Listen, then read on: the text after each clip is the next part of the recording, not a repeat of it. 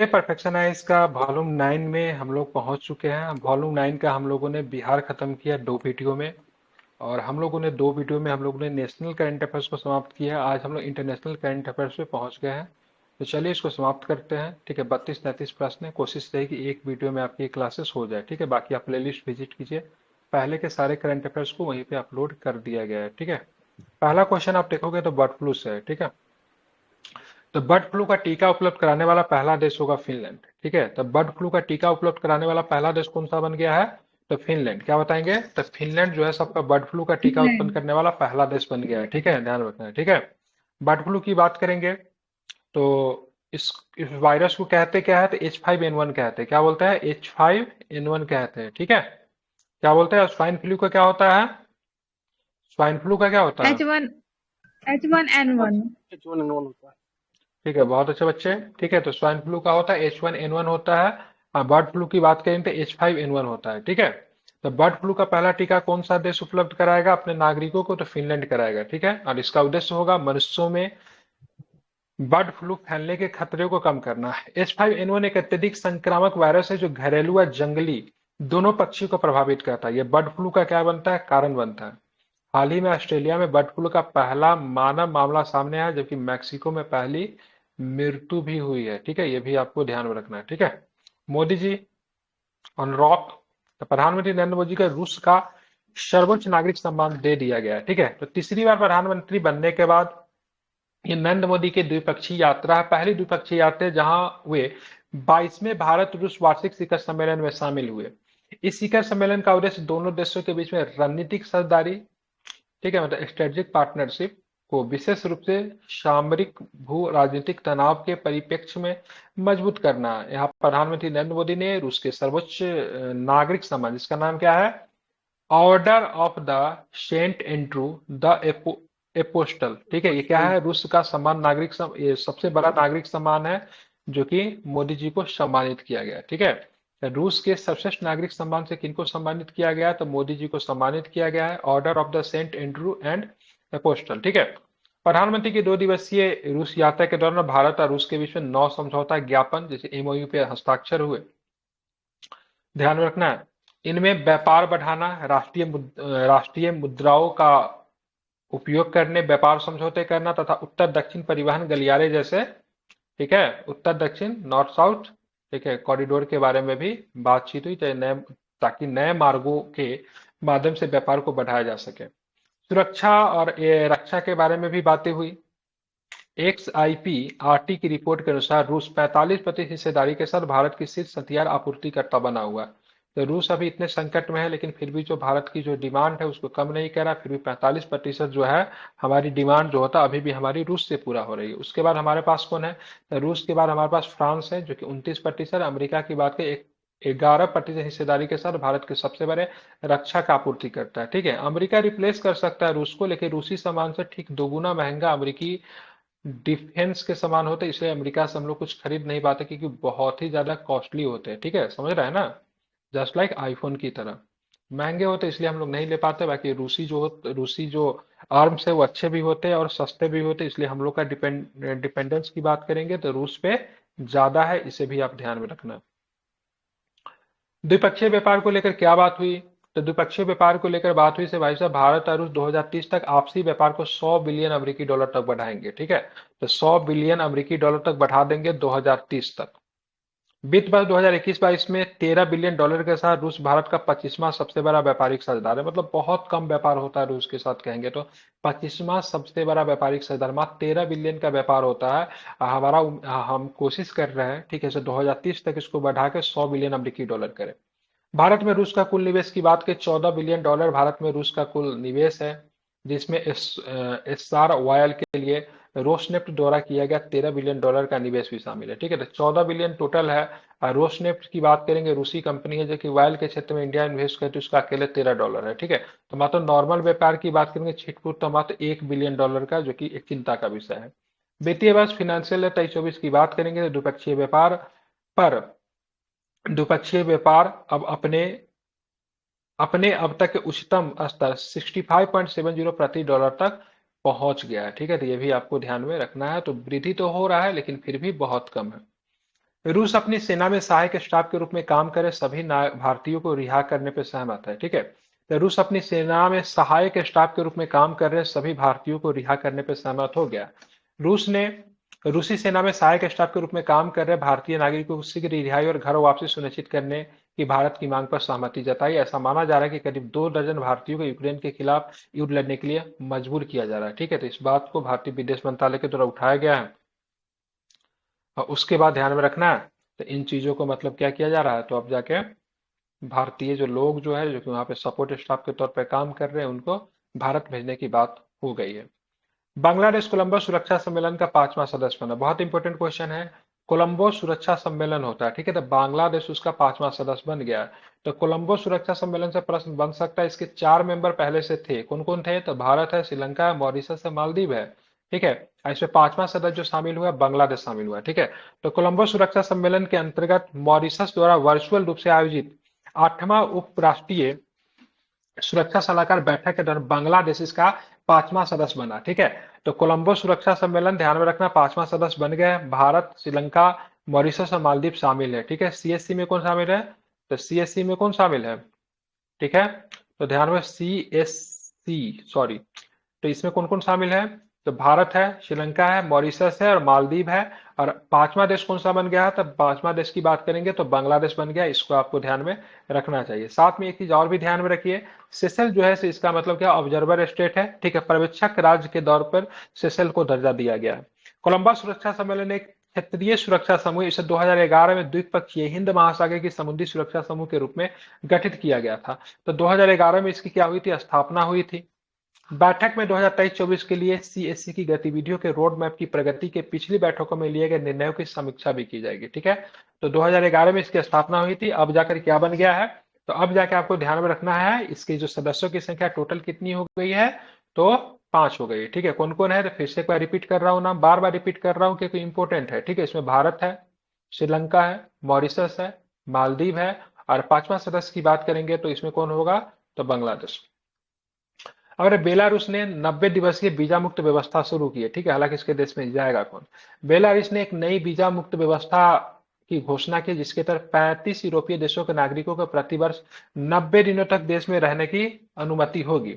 इस नीति को हाल में भू राजनीतिक बदलावों को जारी प्रतिबंधों के बाद पश्चिम के साथ तनाव कम करने के लिए बेलारूस के द्वारा एक प्रयास के रूप में देखा जा रहा है। बेलारूस हालांकि रूस को इतना कट्टर सपोर्टर है, से बेचारा कुछ भी कर ले, पश्चिम के साथ इसके संबंध जो है सो बहुत अच्छे हो ही नहीं सकते। ठीक है, तो बेलारूस जो था अपना एक व्यवस्था शुरू किया है और उसमें बोला कि भाई साहब हम लोग जो है मतलब 90 दिन का आप लोग को मुक्त वीजा देंगे, आइए। 35 यूरोपीय देश को इसमें नाम शामिल किया गया। इस नीति को हाल में भू राजनीतिक बदलावों को जारी प्रतिबंधों के बाद पश्चिम के साथ तनाव कम करने के लिए देखा जा रहा है।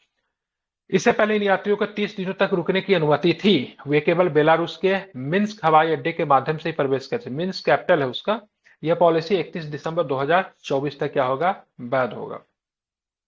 पाकिस्तान में फेसबुक और इंस्टाग्राम पे प्रतिबंध लग गया क्या, वो माय गॉड। ठीक है, तो पाकिस्तानी सरकार ने 6 महीने से ज्यादा समय तक एक्स, जिसे पहले ट्विटर के नाम से जाना जाता था, को सफलतापूर्वक प्रतिबंधित करने के बाद 2 और सोशल मीडिया प्लेटफॉर्म फेसबुक और इंस्टाग्राम को प्रतिबंधित कर दिया। ठीक है, एक समय तो यूट्यूब भी बैन था।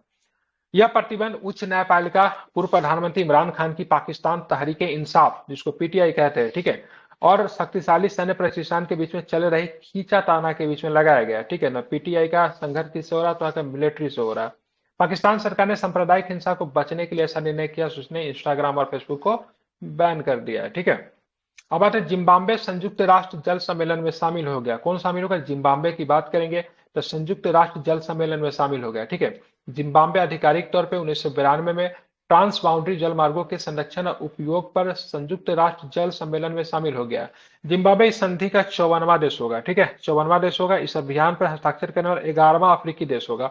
तो जिम्बाब्वे के रैंक की बात करेंगे संयुक्त राष्ट्र जल सम्मेलन में, टोटल रैंक की बात करेंगे 54th होगा, लेकिन अगर अफ्रीकन की बात करेंगे तो 11th होगा। ठीक है, तो इसे भी आप ध्यान में रखेंगे।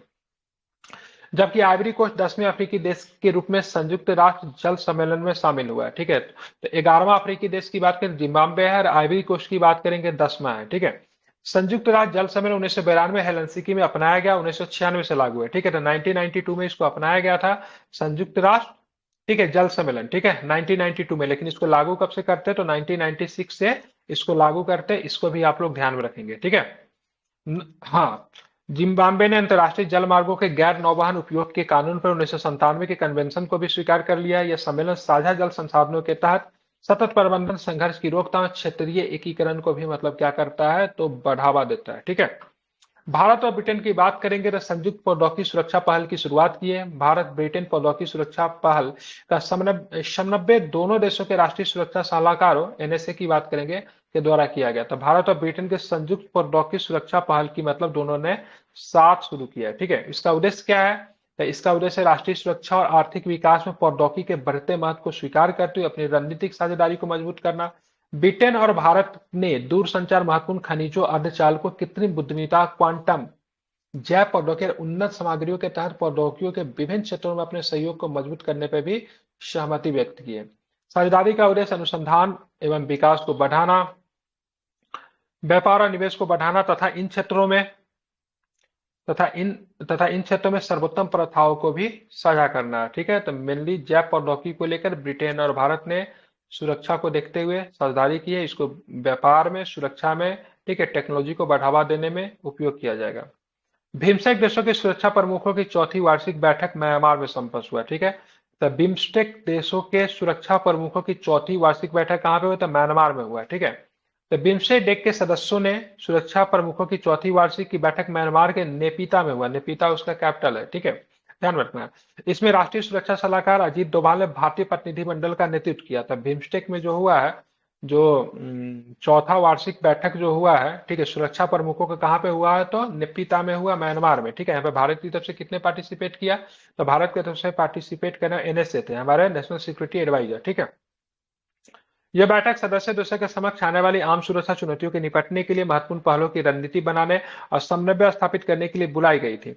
बिम्स्टेक एक क्षेत्रीय संगठन है जो कि बंगाल की खाड़ी के आसपास के देशों को जोड़ता है ताकि आर्थिक विकास, व्यापार और परिवहन, ऊर्जा और आतंकवाद रोधी क्षेत्रों में सहयोग को बढ़ावा दे सके। अब बिम्स्टेक में देश कौन कौन है, जैसे बांग्लादेश है, बी फॉर बांग्लादेश, ठीक है, भूटान भी है, भारत भी है, म्यांमार भी है, नेपाल भी है, श्रीलंका भी है, थाईलैंड सहित अपने सदस्य देशों के बीच में मजबूत संबंधों को मजबूत करना और आर्थिक विकास को क्या करना, बढ़ावा देना है। कौन कौन सा देश इसके सदस्य है, तो बांग्लादेश है, भूटान है, भारत है, म्यांमार है, नेपाल है, श्रीलंका है, थाईलैंड है, ठीक है। इसको आपको ध्यान में रखिएगा, बिम्स्टेक के क्या है, ये सब के सब सदस्य देश है, ठीक है। भारत और अमेरिका में सांस्कृतिक संपत्ति समझौता का हस्ताक्षर हुआ है, ठीक है। तो भारत और अमेरिका में सांस्कृतिक संपत्ति समझौता का क्या हुआ, हस्ताक्षर हुआ। भारत और संयुक्त अमेरिका ने नई दिल्ली में आयोजित विश्व धरोहर समिति के 46वें सत्र के अवसर पर सांस्कृतिक संपत्ति समझौते पर हस्ताक्षर किया है, ठीक है। कौन कौन, तो भारत और अमेरिका ने कहां पे, तो ध्यान रखना, नई दिल्ली में, ठीक है। तो भारत और संयुक्त अरब अमेरिका ने नई दिल्ली में आयोजित विश्व धरोहर समिति के 46वें सत्र के अवसर पर सांस्कृतिक संपत्ति समझौते पर हस्ताक्षर किया है। सांस्कृतिक संपत्ति समझौते का उद्देश्य सांस्कृतिक संपत्ति को अवैध तस्करी को रोकना, पूरा वस्तुओं को उनके मूल स्थान पर वापस लाना तथा दोनों देशों की सांस्कृतिक विरासत की सुरक्षा के लिए सहयोग बढ़ाना। यह समझौता सांस्कृतिक संपत्ति के अवैध व्यापार को रोकता है। सांस्कृतिक संपत्ति से मूर्ति वगैरह होता, पुरानी जमाना का चुराया हुआ मूर्ति वगैरह लेके ब्रिटिश लोग तो ले गए, अमेरिका में भी बेचा जा रहा, फ्रांस में भी बेचा जा रहा, तो उनको रोकता है, ठीक है। और उस प्रक्रिया को सरल बना जिसके द्वारा लूटी हुई तथा चुराई गई प्राचीन वस्तुओं के उनके मूल देश को वापस भेजा जा सकता है, ठीक है। मतलब चुरा चुरा के जो बाहर जो बेचा गया है, अगर पता चलता है तो उसको मूल देश को वापस फिर से भेज दिया जाएगा जहां से वो लाया गया था, ठीक है। 97वीं, ठीक है, 97वीं आसियान विदेश मंत्रियों की बैठक कहाँ पे, तो लाओस में हुआ है, ठीक है, ध्यान रखना है। तो 57 नंबर का आसियान विदेश मंत्रियों की बैठक कहाँ पे, लाओस में हुआ है, ठीक है।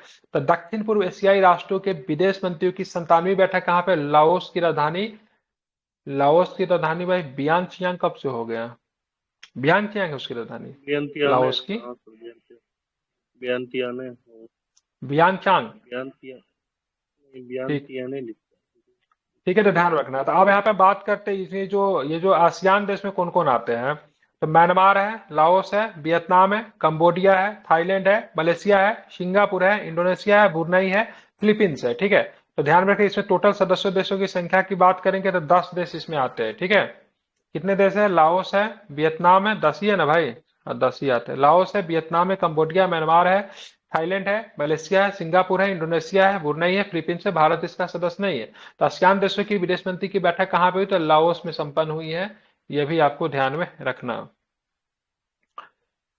बैठक की अध्यक्षता लाओस के उप प्रधानमंत्री और विदेश मंत्री, ठीक है, शले उमक्से कोमासित ने की। एस जयशंकर और लाओ के उप प्रधानमंत्री और विदेश मंत्री, लाओस के उप प्रधानमंत्री विदेश मंत्री शेलू मक्के कोमासित ने संयुक्त रूप से अयोध्या के रामलला पर पहले एक डाक टिकट का भी जारी किया। तो लाओस ने है ना अयोध्या के रामलला के ऊपर डाक टिकट भी जारी किया, ये भी आपको ध्यान में रखना है। थीम क्या था? आसियान कनेक्टिविटी और लचीलापन बढ़ना। बैठक में आसियान नेताओं की 5 सूत्री सहमति, क्रियान्वयन, क्षेत्रीय सहयोग और बाह्य संबंधों के ऊपर भी चर्चा की गई। भारत इसका सदस्य नहीं, लेकिन भारत को बुलाया जाता है, जब पर्यवेक्षक राज्य के तौर पर बुला लेते हैं भारत को, ठीक है, गेस्ट के तौर पर। अमेरिकी संसद भारत को नाटो देशों के बराबर महत्व देगी। मतलब भारत भले नाटो का सदस्य नहीं है, लेकिन अमेरिकी संसद का कहना है भाई साहब नाटो का सदस्य नहीं हो, लेकिन कम भी नहीं हो तुम, ठीक है। हाल ही में जापान, दक्षिण कोरिया नाटो जैसे 11वां सदस्य दिल्ली करके है, वो शायद शामिल हुआ है ना सर? हाँ, दिल्ली बन गया आसियान का, दिल्ली जो है 11वां सदस्य बन गया, ठीक है, ठीक है। तो अमेरिकी संसद भारत को नाटो देशों के बराबर महत्व देगी। हाल में जापान, दक्षिण कोरिया नाटो जैसे देशों की तथा भारत को महत्व देने के लिए अमेरिकी संसद ने एक विधेयक लाया, ठीक है। मतलब जापान, दक्षिण कोरिया, नाटो जैसे देशों की तरह भारत को भी महत्व दिया जाएगा। विधेयक में कहा गया कि इन देशों की तरह भारत को भी प्रौद्योगिकी हस्तांतरण करना चाहिए। भारत की क्षेत्रीय अखंडता को बढ़ते खतरे को देखते हुए उसका उपयोग करना चाहिए। भारत के विरुद्ध पाकिस्तान पर आयोजित आतंकवाद पाए जाने पर उसे दी जा रही सुरक्षा सहायता प्रतिबंधित कर देना चाहिए। पाकिस्तान के बारे में बात हो रहा है। इसका उद्देश्य दोनों देशों के बीच में सामरिक, कूटनीतिक और आर्थिक और सैन्य संबंधों को मजबूत करना है, ठीक है। बात करेंगे भारत बेलारूस वाणिज्य दूतावास वार्ता मिन्स्क में आयोजित हुआ है, ठीक है। पहली बार भारत बेलारूस वाणिज्यिक दूतावास वार्ता कहाँ पे हुआ? तो बेलारूस की राजधानी जो थी मिन्स्क में हुआ, ठीक है। मतलब बेलारूस का कोई भी वाणिज्यिक दूतावास भारत में नहीं था।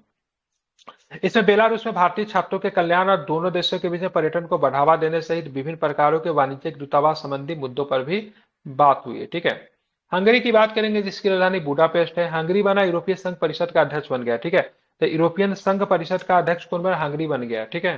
तो हंगरी ने अगले 6 महीनों के लिए यूरोपीय संघ परिषद की अध्यक्षता संभाल ली है। यूरोपीय संघ की परिषद की अध्यक्षता इसके सदस्यों को बारी बारी से दी जाती है, ठीक है। हंगरी का लक्ष्य क्या है? यूरोपीय संघ की प्रतिस्पर्धात्मक रक्षा नीति, प्रवासन नियंत्रण और कृषि सुधार को प्राथमिकता देना, ठीक है। तो यूरोपीय संघ परिषद का अध्यक्ष कौन बना? हंगरी बना है, ठीक है।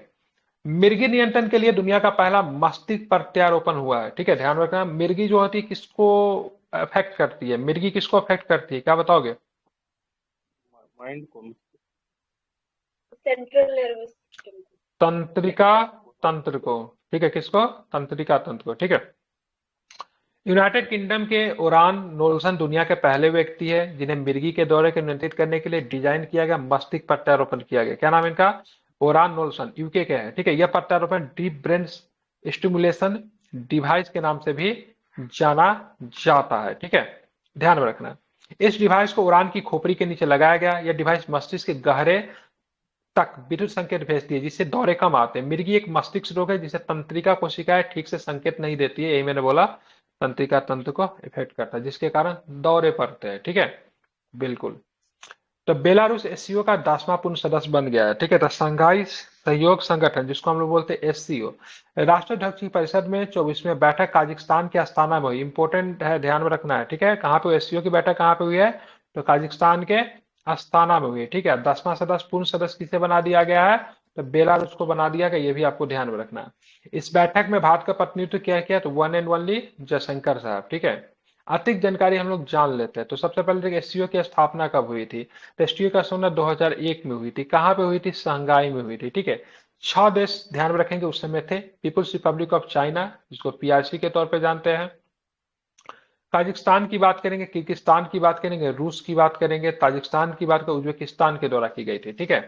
तो इसको आपको ध्यान में रखना है। इसमें जो थे एससीओ में कौन कौन शामिल थे? तो 6 देश शुरू में शामिल था, बाद में भारत वगैरह शामिल हुआ था, ठीक है। तो एससीओ में चाइना था, काजाकिस्तान था, किर्गिस्तान था, रूस था, ताजिकिस्तान था, उज्बेकिस्तान था। 2017 में भारत और पाकिस्तान दोनों शंघाई सहयोग संगठन के पूर्ण सदस्य बने थे। तो भारत एससीओ का मेंबर है, लेकिन कब बना था?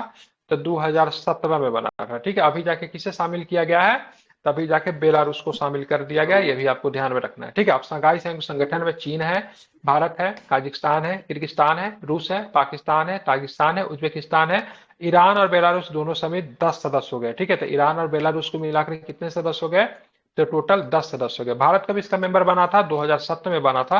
हालांकि इसकी स्थापना कब हुई थी? तो 2001 में ही इसकी स्थापना शंघाई में हो गई थी। ठीक है, अब बात करते हैं आगे के प्रश्न देखेंगे। भारत और ताइवान ने जैविक उत्पादों के लिए पारस्परिक मान्यता समझौता दिया है। ठीक है, तो ध्यान रखना, भारत और ताइवान ने जैविक उत्पादों के लिए पारस्परिक मान्यता समझौता लागू किया है। ठीक है, तो यह समझौता दोनों देशों के प्रमाणित जैविक उत्पादों को अनुमति देकर व्यापार को सुविधाजनक बनाता है। जैविक उत्पादों के लिए भारत ताइवान पारस्परिक मान्यता समझौता 8 जुलाई 2024 से प्रभावी होगा। इसका उद्देश्य होगा प्रत्येक देश के प्रमाणित जैविक उत्पादों को दूसरे देश के बाजार में प्रवेश की अनुमति देकर व्यापार को बढ़ाना।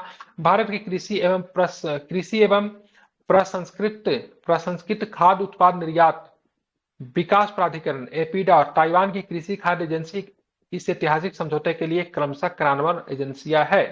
तो भारत और ताइवान ने जैविक उत्पादों के लिए पारस्परिक मान्यता समझौता लागू किया है, यह भी आपको ध्यान में रखना चाहिए। ठीक है, भारत दुनिया के सबसे बड़े जैविक उत्पादकों में से मध्य प्रदेश, महाराष्ट्र, सिक्किम जैसे राज्यों में जैविक खेती महत्वपूर्ण क्षेत्र है। ठीक है, ध्यान रखना है।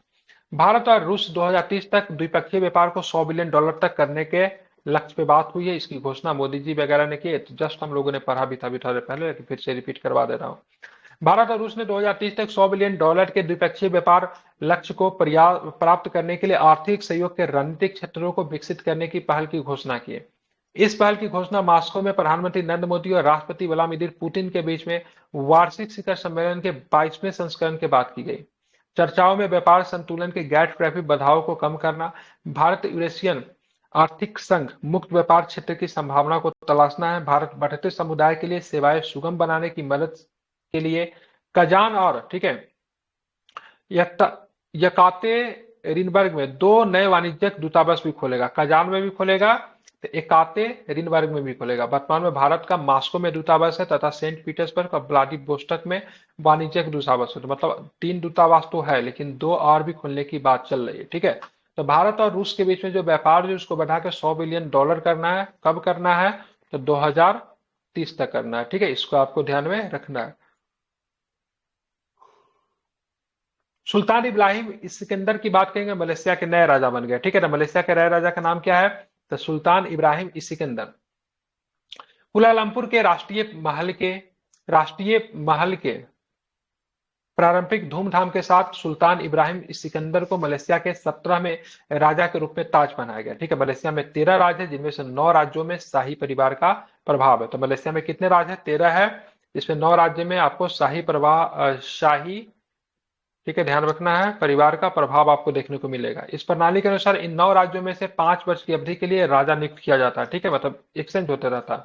इस प्रणाली के तहत जोहर राज्य के सुल्तान इब्राहिम सिकंदर मलेशिया के नए राजा बन गए। ठीक है, जोहर राज्य के सुल्तान इब्राहिम सिकंदर जो है मलेशिया के नए राजा बने हैं। ठीक है, जो बाइडेन की बात करेंगे, अमेरिका के राष्ट्रपति के दौर से हट गए, इन्होंने अपना नॉमिनेशन वापस ले लिया है। ठीक है, तो संयुक्त अमेरिका के राष्ट्रपति जो बाइडेन 1968 के बाद राष्ट्रपति की पद की दौर से बाहर होने वाले पहले राष्ट्रपति बन गए। ठीक है, 1968 से ऐसा कभी हुआ नहीं था।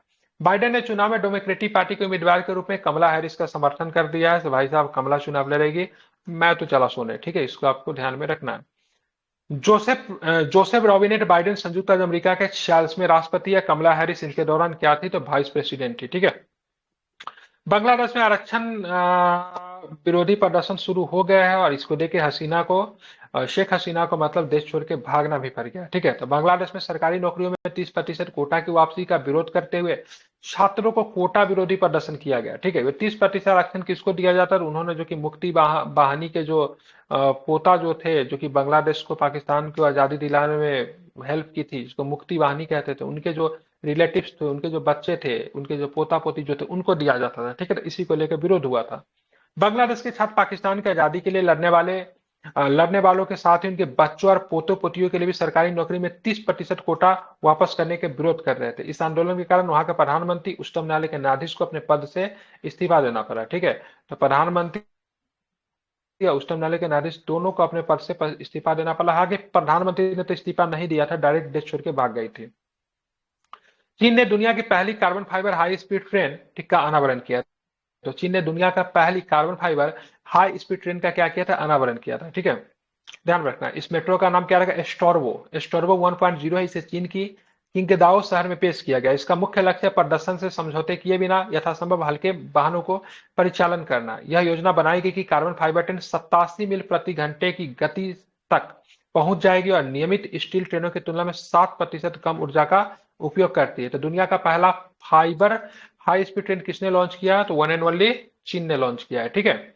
अजरबैजान ने जलवायु वित्त कार्रवाई कोष का शुभारंभ किया। अजरबैजान ने विकासशील देशों में हरित परियोजनाओं को समर्थन देने वाला 1.5 डिग्री सेल्सियस तापमान लक्ष्य को बनाए रखने में सहायता के लिए जलवायु वित्त परिवर्तन कोष CFAP की शुरुआत की। इसका लक्ष्य क्या है? जीवाश्म ईंधन के उत्पादक देशों और कंपनियों से $1 बिलियन जुटाना। ठीक है। लॉस एंड डैमेज फंड बनाया गया था ना, तो बोला गया था बहुत सारे देशों को पैसा दिया जाएगा ताकि एनवायरमेंट को ठीक करे। इस फंड का मुख्यालय बाकू अजरबैजान में स्थित होगा, जिसके लिए एक सचिवालय और बोर्ड होगा, जिसे योगदानकर्ता और एक स्वतंत्र लेखा परीक्षा समिति भी शामिल होगी। COP29 का आयोजन, ठीक है, अजरबैजान बाकू में किए जाना, इसलिए सारी चीजें करवाई जा रही। COP28 के आयोजन की बात करेंगे तो UAE में किया गया था, जैसा कि आप लोग जानते हो। ठीक है। भारत भूटान को देगा 1500 करोड़ रुपए का आर्थिक प्रोत्साहन। ठीक है। तो 1500 करोड़ रुपए हम लोग देने वाले, किसको? भूटान को देने वाले। ठीक है। थिम्पू में भारत भूटान विकास सहयोग वार्ता के दौरान दोनों देशों ने, ठीक है, 4958 करोड़ रुपए की 61 विकास परियोजनाओं को मंजूरी दी। यह पहल भूटान की 13वीं वर्षीय योजना का हिस्सा है। ठीक है। जिसके लिए भारत 1000 करोड़ रुपए की पर्याप्त विकास सहायता प्रदान कर रहा है। ठीक है। तो अपना पंचवर्षीय योजना के लिए प्लान वगैरह तैयार कर रहा था, लेकिन पैसे वगैरह कम गया था, तो हमने बोला ठीक है, दूंगा मैं, चिंता मत करो। ठीक है। तो हम लोग इसको कितने दे रहे हैं? 1500 करोड़ रुपए हम लोग फिलहाल इनको दे रहे हैं। इसको आपको ध्यान में रखना है। अब आते हैं, आगे देखेंगे। ठीक है। सहयोग वार्ता की सदस्यता भारत के विदेश सचिव विक्रम मिस्त्री या भूटानी समकक्ष ओम पेमा चोदेन ने की है। ठीक है। ध्यान में रखना है। ठीक है। भारत की परियोजना कार्यान्वयन की प्रगति के आधार पर पहले 1.5 साल के भीतर भूटान के आर्थिक प्रोत्साहन कार्यक्रम के लिए भारत 1500 करोड़ रुपए देंगे। ठीक है। इरेडा नेपाल की जल विद्युत परियोजनाओं की में करेगी निवेश। इरेडा कौन करेगी? इरेडा करेगी, नेपाल की जल विद्युत परियोजनाओं में निवेश करेगी। ठीक है। भारतीय अक्षय ऊर्जा विकास एजेंसी लिमिटेड इरेडा नेपाल में 900 मेगावाट की जल विद्युत परियोजनाओं में 290 करोड़ रुपए इन्वेस्ट करेगी। ठीक है। नेपाल में जल विद्युत परियोजना का बहुत अच्छा स्कोप है, क्योंकि नदी बहुत है, जिसका उद्देश्य क्षेत्रीय ऊर्जा सुरक्षा और सतत विकास को बढ़ावा देना। इसके तहत कर्णाली हाइड्रो पावर लिमिटेड और Karnali transmission company private limited Nepal में 10% तक हिस्सेदारी भी हासिल करेगी। ठीक है। कर्णाली आई थिंक ये उत्तराखंड की तरफ पड़ता है। ठीक है। इजरायल ने यूएनआरडब्ल्यूए को आतंकवादी संगठन घोषित किया। ठीक है। यूएनआरडब्ल्यूए को आतंकवादी संगठन घोषित किया। इजरायली संसद ने संयुक्त राष्ट्र राहत एजेंसी, ठीक है, यूएनआरडब्ल्यू को आतंकवादी संगठन घोषित संबंधी विधेयक को मंजूरी दे दी है। यूएनआरडब्ल्यू गाजा, पश्चिमी तट और कई निकटवर्ती देशों में लाखों फिलिस्तीनियों को स्कूली शिक्षा, स्वास्थ्य देखभाल, मानवीय सहायता जैसी बुनियादी सेवाएं प्रदान करने के लिए जिम्मेदार है। संयुक्त राष्ट्र राहत एवं कार्य एजेंसी की स्थापना 1949 में विशेष रूप से फिलिस्तीनी शरणार्थियों की सहायता के लिए की गई थी। ठीक है। तो इनको अब जाके यूएनआरडब्ल्यू को आतंकवादी संगठन घोषित कर दिया गया इजराइल के द्वारा, क्योंकि भाई साहब इनका कहना है सिर्फ फिलिस्तीनी टेररिज्म को बढ़ावा देते हैं। ठीक है। न्यूयॉर्क में भारत दिवस परेड में राम मंदिर की प्रतिकृति देखी गई।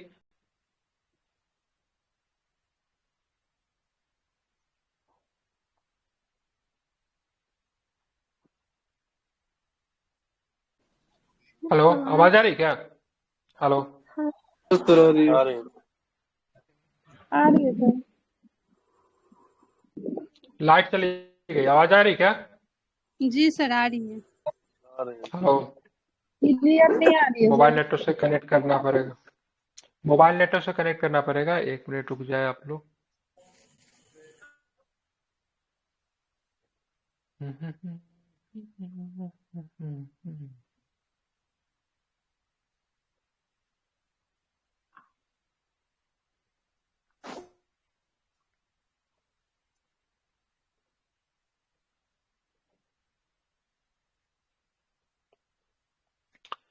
ठीक है। तो न्यूयॉर्क ने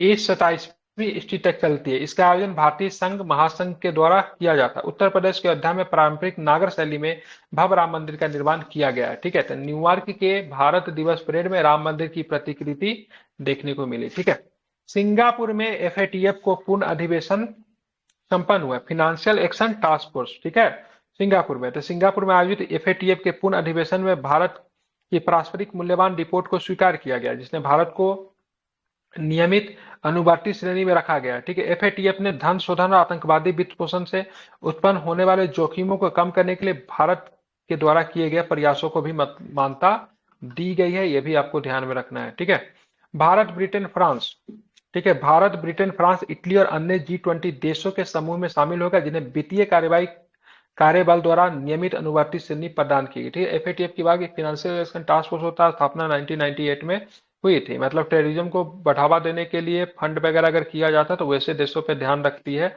और उसको ब्लैकलिस्ट वगैरह करती है। ठीक है, ब्लैकलिस्ट, ग्रे लिस्ट, ये सब इसका लिस्ट होता है। नेपोलियन के पिस्तौल की नीलामी हो गई। ठीक है, ग्रेट पर्सनालिटी, इतिहास के सबसे महान व्यक्तियों में से एक नेपोलियन बोनापार्ट। नेपोलियन बोनापार्ट की 2 पिस्तौलें 15 करोड़ रुपए से अधिक की कीमत पर नीलाम हुई। ठीक है, यह नीलामी फॉन्टेन विलियम महल के पास ओसनेट नीलामी घर में हुआ, जहां नेपोलियन ने 1814 में अपने पद त्याग के बाद आत्महत्या करने की कोशिश भी की थी। ठीक है, नेपोलियन बोनापार्ट के बारे में जान लेते हैं। फ्रांसीसी सैन्य जनरल और राजनेता था। इसने फ्रांसीसी क्रांति 1789 से 99 में महत्वपूर्ण भूमिका निभाई थी। फ्रांस का सम्राट कब बना था? 1804 में बना था। ठीक है, 1815 में, ठीक है, मित्र ब्रिटेन और उसके सहयोगी राष्ट्रों के द्वारा वाटरलू की लड़ाई में पराजित होता है। ठीक है, बैटल ऑफ वाटरलू की बात करेंगे तो नेपोलियन से संबंधित है। ठीक है, कोर्सिका आइलैंड का संबंध नेपोलियन से। ठीक है, चीन ने बनाया वानुआतू को नया राष्ट्रपति भवन। ठीक है, तो चीन ने बनाया वानुआतू में नया राष्ट्रपति भवन बना दिया। चीन ने $21 मिलियन से अधिक के महत्वपूर्ण निवेश के साथ वानुआतू के लिए नया राष्ट्रपति भवन और अन्य सरकारी भवन बनाया। ठीक है, यह चीन और वानुआतू के बीच में मजबूत होते संबंधों का प्रतीक है। ठीक है, ध्यान में रखना है। यह निवेश वानुआतू सहित प्रशांत द्वीप क्षेत्रों के साथ मैत्रीपूर्ण सहयोग विकसित करने की चीन की प्रतिबद्धता को दर्शाता था। चीन ने बनाया वानुआतू का नया राष्ट्रपति भवन। ठीक है, तो वानुआतू क्या है? तो वानुआतू देश का नाम है। ठीक है, वहां पे राष्ट्रपति भवन बना दिया है। $21 मिलियन को इन्वेस्ट किया है चीन ने। ठीक है, कतर में अफगानिस्तान पर संयुक्त राष्ट्र सम्मेलन। ठीक है, तो कतर में अफगानिस्तान पर संयुक्त राष्ट्र सम्मेलन बुलाया गया। ठीक है, तो अफगानिस्तान पर तीसरा संयुक्त राष्ट्र सम्मेलन की बात करेंगे। कतर की राजधानी दोहा में संपन्न हुआ। यह पहली बार है जब तालिबान ने अफगानिस्तान पर नियंत्रण करने के बाद इस तरह की वार्ता में भाग लिया है। सम्मेलन का मुख्य एजेंडा क्या है? अफगानिस्तान में शांति और प्रगति को तलाशना।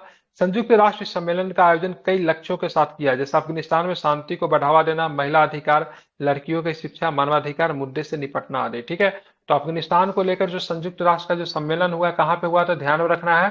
तो कहाँ पे हुआ है? तो ध्यान में क्या रखेंगे आप? तो कतर में। ठीक है, कहाँ पे? तो कतर में हुआ है। ठीक है, हाँ, कतर की राजधानी दोहा में। जापान में जारी किया होलोग्राफी प्रौद्योगिकी वाला विश्व का पहला नोट। तो जापान ने अब नकली चीजों को समाधान करने के लिए होलोग्राफी प्रौद्योगिकी वाला विश्व का पहला नोट जारी कर दिया।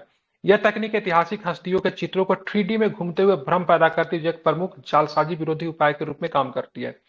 ठीक है, ये नोट में क्या क्या होगा? तो यह 20 वर्षों में बैंक नोट का पहला पुनः डिजाइन है। इसमें 10,000 येन, 5,000 येन और 1,000 येन के नोटों को इस अद्यतन के उन्नत जालसाजी रोधी, मतलब इसे नकली नहीं हो सकता है, प्रौद्योगिकियों को शामिल किया गया तथा प्रमुख ऐतिहासिक हस्तियों के चित्र भी इसमें शामिल किए गए। ठीक है, तो इस तरह जापान जो है 3D नोट भी ला दिया है। 3D नोट नहीं, कैसे जो प्रमुख हस्ती जो होंगे, जो भी होंगे जापान के जो ग्रेट पर्सनालिटी, हुतो वगैरह का चित्र है, हितो वगैरह का राजा था सेकेंड वर्ल्ड वॉर के समय में वो, तो उनका चित्र का ना वो 3D बना दिया है। ठीक है, ताकि किसी प्रकार की कोई दिक्कत ना हो। तो चलिए जरा एक बार हम लोग करेंगे रिवीजन। तो बर्ड फ्लू का टीका उपलब्ध कराने वाला पहला देश कौन सा बन गया? तो क्या बताएंगे? फिनलैंड बन गया। ठीक है, बर्ड फ्लू से पहला मानव की मौत कहाँ पे हो गई है? ऑस्ट्रेलिया। कहाँ हुई है? ठीक है, तो ध्यान में रखना, मैक्सिको। ठीक है, कहाँ पे हुआ? मैक्सिको में हुआ। ठीक है, अब बर्ड फ्लू का पहला मानव मामला कहाँ पे आया था? ऑस्ट्रेलिया में। ठीक है, ऑस्ट्रेलिया, बिल्कुल। प्रधानमंत्री मोदी जी को किस देश का सर्वोच्च नागरिक सम्मान दिया गया? तो क्या बताएंगे?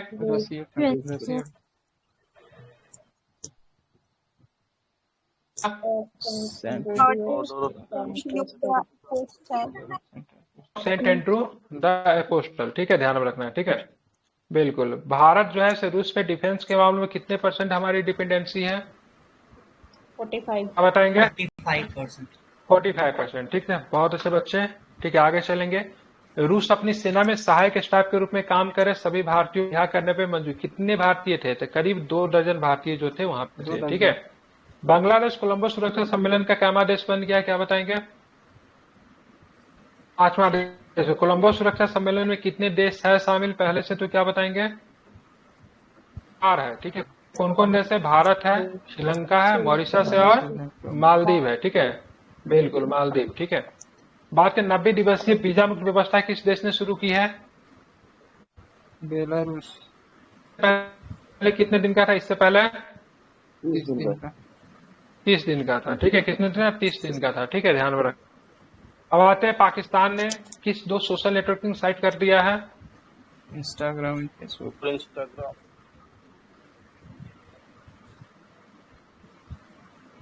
ठीक है, जिम्बाब्वे की बात करेंगे तो संयुक्त राष्ट्र जल सम्मेलन में शामिल हो गया। तो संयुक्त राष्ट्र जल सम्मेलन की स्थापना कब हुई थी?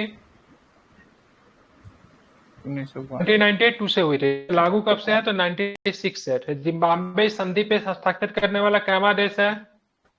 54। 54वां। 11वां। अफ्रीकन देश कौन सा? अफ्रीकन देशों में कितना नंबर है? तो 11वां नंबर है। ठीक है, ओवरऑल कितना है? तो 54 है। ठीक है, भारत और ब्रिटेन ने संयुक्त प्रोटोकॉल की सुरक्षा पहल की भी मतलब क्या की है? तो शुरुआत की है। ये भी आप चाहो तो ध्यान में रख सकते हो। ठीक है, बिम्स्टेक देशों में सुरक्षा प्रमुखों की 4थी वार्षिक बैठक कहाँ हुआ? बिम्स्टेक देशों का कहाँ पे हुआ? तो क्या बताएंगे? म्यांमार में हुआ। कहाँ पे हुआ? म्यांमार। बिम्स्टेक में सदस्य कौन कौन है? तो बांग्लादेश, भारत, भूटान, म्यांमार, नेपाल, श्रीलंका, थाईलैंड। ठीक है, ये सब क्या है? बिम्स्टेक के जैसे याद रखेंगे। सांस्कृतिक संपत्ति समझौता पर हस्ताक्षर किन 2 देशों के बीच में हुआ है, क्या बताएंगे? विश्व धरोहर स्थल जो हुआ था ना दिल्ली में, उसी समय ये मीटिंग वगैरह हुई। ठीक है, तो 97वीं आसियान विदेश मंत्रियों की बैठक कहाँ पे हुई है? लाओस। हुआ, ध्यान में इसको रखना, इंपॉर्टेंट है। ठीक है, बताना है, इंपॉर्टेंट बताना। अमेरिकी संसद भारत में नाटो देशों के बराबर महत्व देगी, ध्यान में इसको रखना है। ठीक है, भारत बेलारूस वाणिज्यिक दूतावास की वार्ता कहाँ पे हुआ? तो क्या बताएंगे? तो मिन्स्क में हुआ। कहाँ पे हुआ है? मिन्स्क में हुआ। यूरोपीय संघ परिषद का अध्यक्ष कौन सा देश बन गया? तो क्या बताएंगे? ठीक है, तो ध्यान रखें, कौन? हंगरी बन गया। ठीक है, मिर्गी नियंत्रण के लिए दुनिया का पहला मत्स्यारोपण करने वाला ओरान लोल्सन किस देश का नागरिक है? तो क्या बताएंगे? लंदन। यूके नागरिक है। ठीक है, यूके का नागरिक है, यूग्रिक के नागरिक। बेलारूस एससीओ का कैवा पूर्ण सदस्य बन गया। तो क्या बताएंगे? बेलारूस। ठीक है, तो ध्यान रखना है, कैवा बन गया? तो ध्यान रखा, 10वां बन गया। बहुत सुंदर। ठीक है, कितने बन गया? तो 10वां बन गया, इसे आप ध्यान में रखेंगे। ठीक है, अब हम बात करते हैं आगे। भारत और ताइवान ने जैविक उत्पादों के लिए पारस्परिक मान्यता पे भी समझौता लागू किया है। ठीक है, उसके बाद हम लोग बात करेंगे, बताना है आपको, क्या बताओगे? हाँ, भारत और रूस 2030 तक द्विपक्षीय व्यापार मतलब बायलैटरल ट्रेड को बढ़ाकर कितना करेंगे? तो क्या बताएंगे? 100 बिलियन का। $100 बिलियन करेगी। ठीक है, इसको आपको ध्यान में रखना है। ठीक है, कितने करेगी? तो $100 बिलियन करेगी, इसको आपको ध्यान में रखना है। ठीक है, आगे बताओ आप। हाँ, सुल्तान इब्राहिम सिकंदर कहाँ के नए राजा बन गए? तो क्या बताएंगे? मलेशिया। तो राष्ट्रपति के दौर में आ कौन गई है? तो क्या बताएंगे? कमला हैरिस। कमला हैरिस। ठीक है, तो आप हमें ये बाइडेन की बात करें, बाइडेन कितने नंबर के राष्ट्रपति थे? 46। आरक्षण विरोधी, हाँ 46 इज द राइट आंसर। ठीक है, तो बांग्लादेश में आपका आरक्षण विरोधी प्रदर्शन जो चल रहा था, उसमें कितने प्रतिशत आरक्षण जो थे तो पाकिस्तान से बांग्लादेश को आजादी दिलवाने में काम करने वाले उनके पोते नाती को दिया जा रहा था? 30%। 30%। दुनिया की पहली carbon fibre high speed train कहाँ पे उद्घाटन किया गया है? चीन में। चीन। चीन में। ठीक है, ध्यान रखना है। जलवायु वित्त कार्रवाई कोष का बिल्कुल प्रोवा 1.2 ट्रेन का नाम है। ठीक है, जलवायु वित्त कार्रवाई कोष का शुभारंभ कहाँ पे किया गया है? बाकू, अजरबैजान में। तो आप हमें ये बताओ, अजरबैजान बाकू में कितने नंबर का कॉप होगा? कॉन्फ्रेंस ऑफ पार्टीज कितने नंबर का? 29। ठीक है, 29। भारत भूटान को कितने करोड़ रुपया देगा? 1500 करोड़। पार्टी डेढ़ 1500 वर्षों में कितना देगा? 1500 करोड़ रुपया। लेकिन हम लोग उसको देने वाले हैं ज्यादा, लेकिन शुरू में कितने देंगे? मात्र 1500 करोड़, सॉरी। नेपाल की जल विद्युत परियोजनाओं में निवेश करेगी भारत की कौन सी संस्था? इरेडा। इरेडा। के न्यूयॉर्क के सॉरी, भारत दिवस परेड में किसकी प्रतिकृति दिखाई गई? राम मंदिर की। नगर शैली।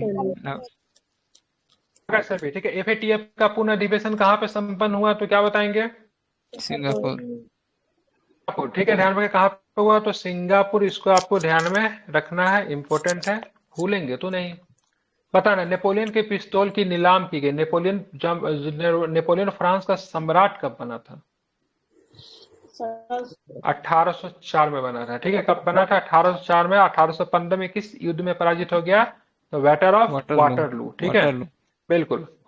बानुआता में नया राष्ट्रपति भवन किस देश ने बनाया है? बानुआता का नया राष्ट्रपति भवन। अफगानिस्तान पे संयुक्त राष्ट्र सम्मेलन का आयोजन कहाँ पे किया जाएगा? कतर। दोहा।